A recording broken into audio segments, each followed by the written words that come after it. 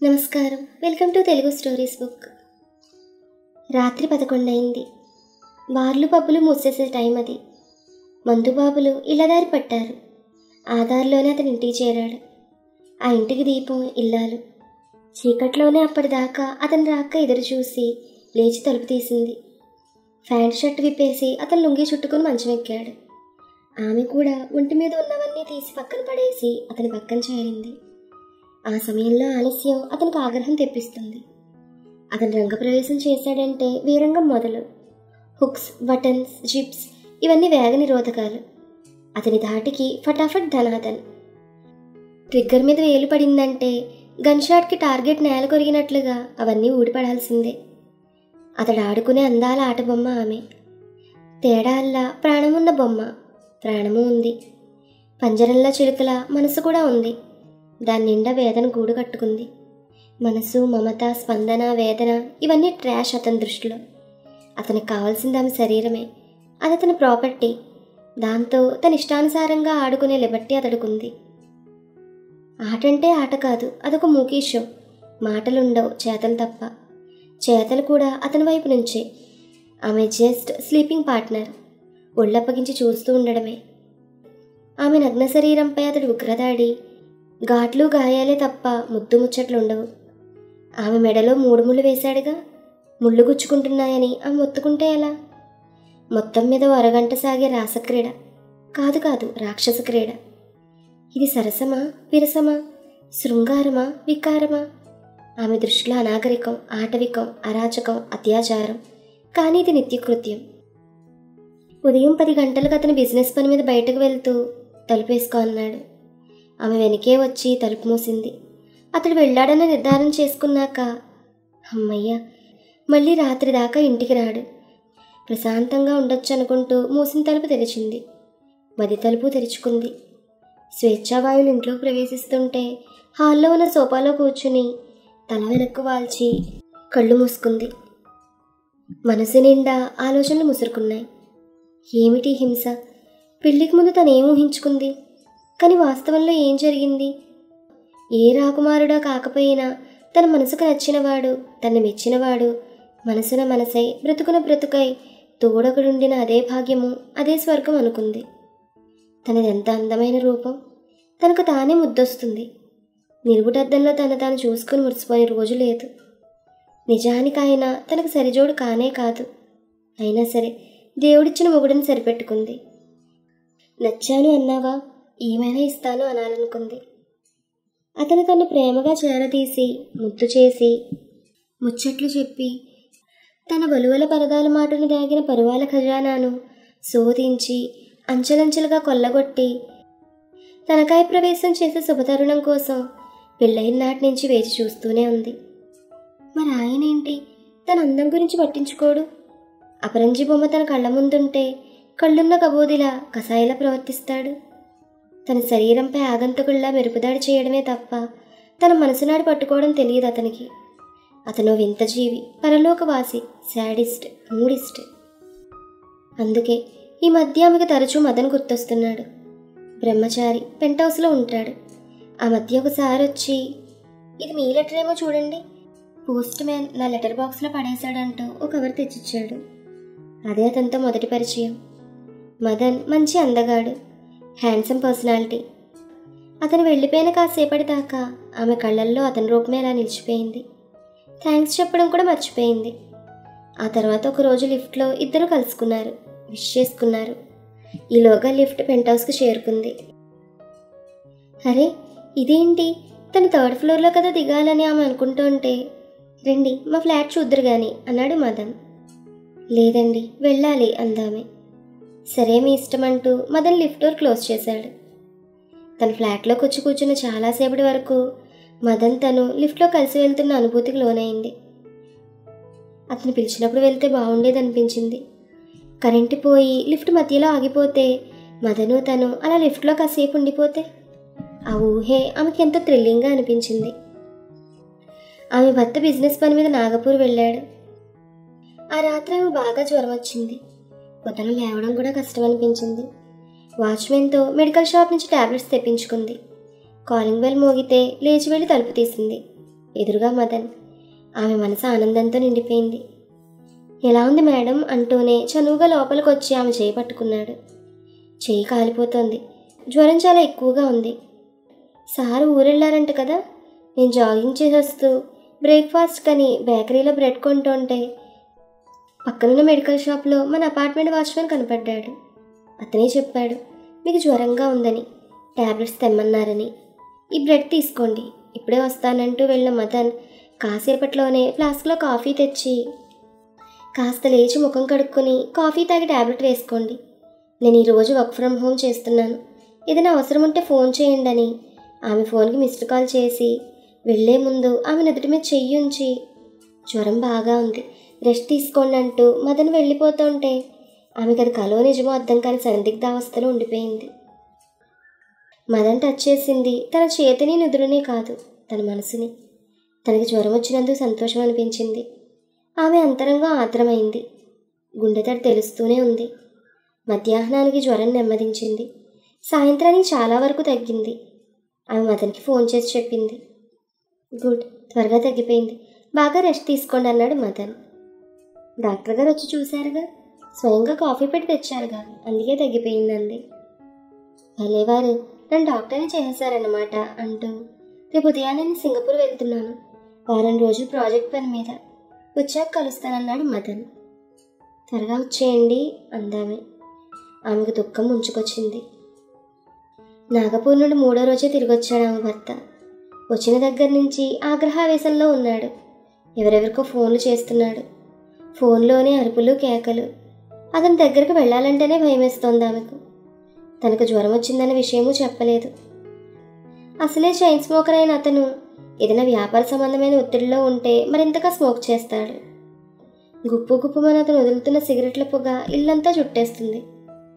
పెళ్ళైన మొదట్లో ఆ వాసన భరించలేక శిరోభారం వికారంతో బాధపడిన ఆమె రాను రాను అలవాటు పడిపోయింది.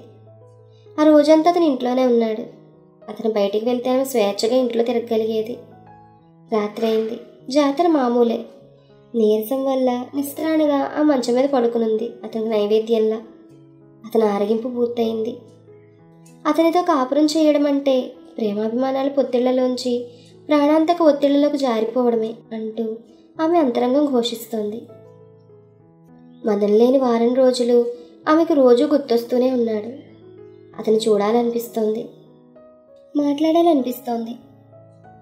నువ్వు వివాహితవు, ఇలా ఆలోచించడం తప్పు, ఆమె అంతరాత్మ వారిస్తోంది.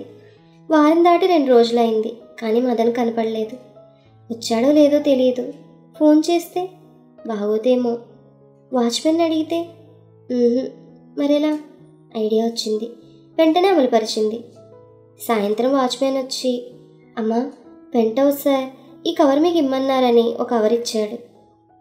అంటే మదన్ వచ్చేసాడన్నమాట. ఆమెకు వసంతం తిరిగి వచ్చినట్లయింది. కానీ మదనే వచ్చి ఆ కవర్ ఇస్తాడనుకుంది. తన ప్లాన్ ఫ్లాప్ అయినందుకు నిరాశ చెందింది.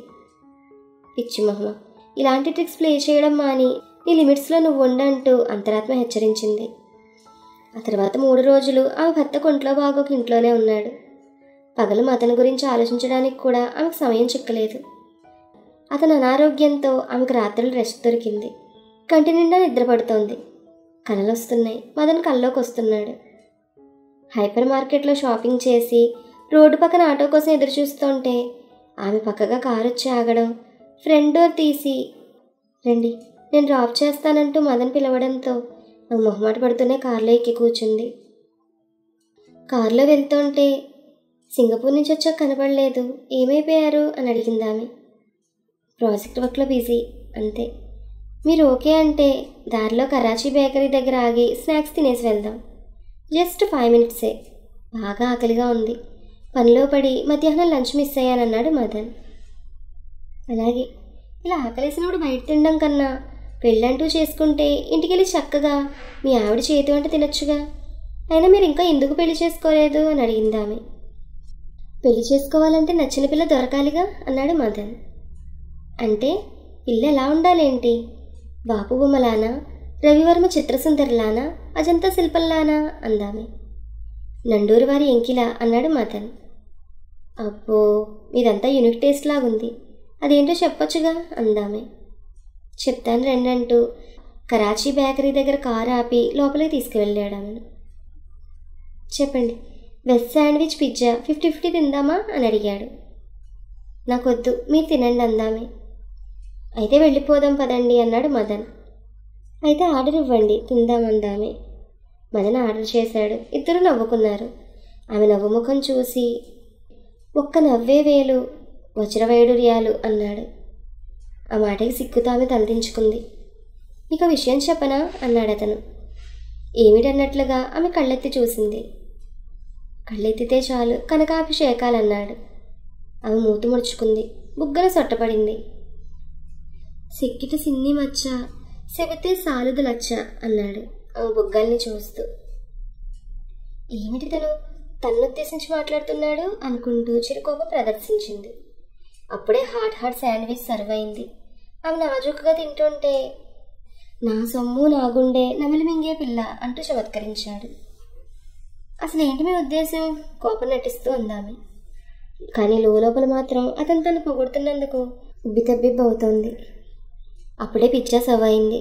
ఆమె తినడం మొదలుపెట్టాక అంశల్లే బొమ్మల్లే అందాల భరిణల్లే, టోటల్గా నండూరు వారి ఎంకిలాంటి అపరంజి బొమ్మల్లే, రాసోరింటికైనా రంగు తెచ్చే పిల్ల దొరకాలే కానీ ఈ క్షణమే కళ్యాణానికి కాలు దువ్వను అన్నాడు మదన్ నవ్వుతూ. ఏం పాపం, మీ డ్రీమ్ గర్ల్ ఇంతవరకు ఎక్కడా తారసపడలేదా అని అడిగింది ఆమె. తారసపడింది, కానీ ఆమెకు పెళ్ళైపోయింది. అదే నా బ్యాడ్ లక్ అన్నాడు. ఇది చెప్పడానికి నన్ను రమ్మంది అందుకు ఓపెన్ నటిస్తూ. అలాగే అనుకోండి. మీకు పెళ్లి కావాల్సిన సిస్టర్ ఎవరైనా ఉంటే చెప్పండి, నన్ను నాకు ఇంటివాణి చేసి పుణ్యం కట్టుకోండి అన్నాడు మదన్. సారీ, నాకు సిస్టర్స్ ఎవరూ లేరు అందామే. అయితే నాకు ఇక వివాహయోగం లేదన్న మాటే అన్నాడు అతను. కబుర్లు బాగానే చెప్తున్నారు, పదండి పదండి. ఇప్పటికీ చాలా లేట్ అయిందంటూ లేచి నుంచుంది ఆమె. మదన్ ఆమెను అనుసరించాడు. శనివారం సాయంత్రం మదన్ ఇంట్లోనే ఉన్నాడు. కాలింగ్ బెల్ మోగితే వెళ్ళి తలుపు తీశాడు. వేగంగా లోపలికొచ్చి 2 హాట్ బాక్సులు డైనింగ్ టేబుల్ మీద పెట్టి, తిన్నాక ఫోన్ చేయండి, హాట్ బాక్సులు తర్వాత నేనే వచ్చి తీసుకుంటానంటూ వచ్చినంత వేగంగా వెళ్ళిపోయింది ఆమె. ఆశ్చర్యపోవడం మదన్ వంతైంది. గారెలు, ఆవడలు, చక్కెర పొంగలి, పూర్ణం బూరెలు, ఏంటివన్నీ అని ఆశ్చర్యపోయి చూస్తూ ఒక్కొక్కటిగా రుచి చూసి చాలా టేస్ట్గా ఉన్నాయనుకుంటూ ఆమెకు ఫోన్ చేసి, ఇన్ని రకాలు ఇంత రుచిగా చేసి పెట్టే పిల్ల దొరికితే వెంటనే పెళ్లి చేసుకోవాలనిపిస్తోంది, అయినా నాకెందుకు ఇచ్చారు ఇవన్నీ అని అడిగాడు మదన్. మా కోసం చేసుకున్నాం, మీరు మా ఫ్యామిలీ మెంబరే, అందుకనే మీకు కూడా ఇచ్చాను. మీ పెళ్ళయ్యేంత వరకు నేను చేసి పెట్టినో తినండి అందామే. థ్యాంక్ యూ వెరీ మచ్, నన్ను మొహమాటం పెట్టేస్తున్నారు అన్నాడు మదన్. ఆ తర్వాత అవకాశం దొరికినప్పుడల్లా తనకి ఇష్టమైనవన్నీ చేసిస్తూనే ఉంది మదన్కి. రోజు మదన్తో ఫోన్లో మాట్లాడుతోంది. తన కష్ట నష్టాలు మదన్తో చెప్పుకుంటోంది. మదన్ ఓపికగా వింటూ ఆమె పట్ల సానుభూతి జాలి చూపిస్తూ ఉంటే సాంత్వన చెందుతోంది. మదన్ తన సొంత మనిషి అన్నంతగా తనకి సంబంధించిన ప్రతి విషయం అతనితో పంచుకుంటోంది. ఇంతకాలం నిరాశ, నిస్పృహ, నిర్వేదంలో కూరుకుపోయిన ఆమె హృదయం మదన్ పరిచయంతో చీకట్లోంచి వెలుగులోకి వచ్చినట్లుగా ఉంది. సెల్లార్ పార్కులో ఉన్న మదన్ కారుకు ఆనుకుని నుంచుని మదన్ బైక్ మీద కూర్చుని వాటితో కూడా తనకు అనుబంధం ఉన్నట్లు ఫీల్ అవుతుంది ఆమె. ఆదివారం ఉదయం ఆమె పెంట్ హౌస్లో ఉన్న మదన్ని కలిసి, అర్జెంటుగా ఊరెళ్తున్నాం, మా అత్తగారి సీరియస్గా ఉంది, ఏదైనా జరిగితే తిరిగి రావడానికి 15 రోజులు పట్టొచ్చు, వీలైతే ఫోన్ చేస్తానని మదన్ చేయి పట్టుకొని ఉంటాను బాయ్ అని చెప్పి వేగంగా వెళ్ళిపోయింది. అనుమానించినట్లుగానే అత్తగారు కాలం చేయడం, ఆ కార్యక్రమాలన్నీ పూర్తయి తిరుగు ప్రయాణం అయ్యేసరికి 15 రోజులు పట్టింది. అంత బిజీలోనూ మదన్ గుర్తొస్తూనే ఉన్నాడు. ఇంటికి తిరిగి వచ్చేసరికి టూలెట్ పెంట్ హౌస్ బోర్డు చూసి హతాశరాలైందామె.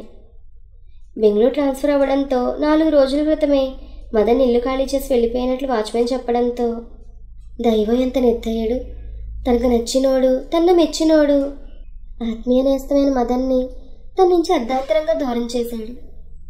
ఆమెకు ఏడుపు వచ్చేసింది. ఆ షాక్ నుంచి తట్టుకోవడానికి నెల పట్టింది.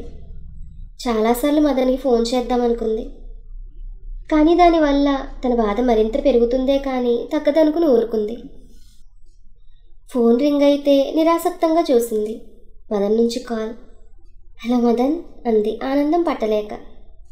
మదన్నే మేడం, ఎలా ఉన్నారు? సార్ బాగున్నారా? మీకు గుడ్ న్యూస్ చెప్పనా? ఇక్కడ ఒక అమ్మాయిని చూశాను. మీరే అనుకున్నాను. అచ్చం మీ ట్విన్ సిస్టర్లా ఉంది. అవే కళ్ళు, అదే నవ్వు. ముట్టుకుంటే మాసిపోయే, పట్టుకుంటే కందిపోయే అచ్చం అపరంజి బొమ్మే అనుకోండి. బాడీ లాంగ్వేజ్ కూడా డిటో మీదే. అందుకే ఒప్పేసుకున్నాను. త్వరలోనే పెళ్ళి, ఎక్సైట్మెంట్తో చెప్తున్నాడు మదన్. కంగ్రాచులేషన్స్. ఆ అమ్మాయి చాలా అదృష్టవంతురాలు. మీలాంటి మంచి మనిషి దొరికినందుకు. మీరు ఇక్కడి నుంచి వెళ్ళిపోయారని తెలిసి బాధపడ్డాను. కానీ ఆ వెళ్ళడమే మీకు మంచి చేసిందని తెలిసి సంతోషిస్తున్నాను. మీరు నాకు ఒక మంచి స్నేహితుడిగా ఎప్పటికీ గుర్తుండిపోతారు. నాకు ఏ కష్టం, సుఖం, బాధ కలిగినా పంచుకోవడానికి మీరు ఒక్కరే ఉన్నారు. మీ ఓదార్పు, మంచి మాటలు నాకు కావాలి. అవే నా బాధలను మరిపించి నన్ను బ్రతికించేవి. నేను మీ మ్యారేజ్కి రాలేకపోవచ్చు. అందుకే అడ్వాన్స్గా wish you a happy married life. ఉంటాను my dear best friend Madan అంటూ ఫోన్ పెట్టేసిందామె. ఆ తర్వాత గుండె గొంతుకులోనే కొట్లాడుతుంది. స్నేహితుడా, నా రహస్య స్నేహితుడా అనుకుంటూ చెమ్మగిలిన కళ్ళతో సోఫాలో చేరబడిందామె. ఈ కథ మీకు నచ్చితే please like, share and subscribe to Telugu stories book. Thank you.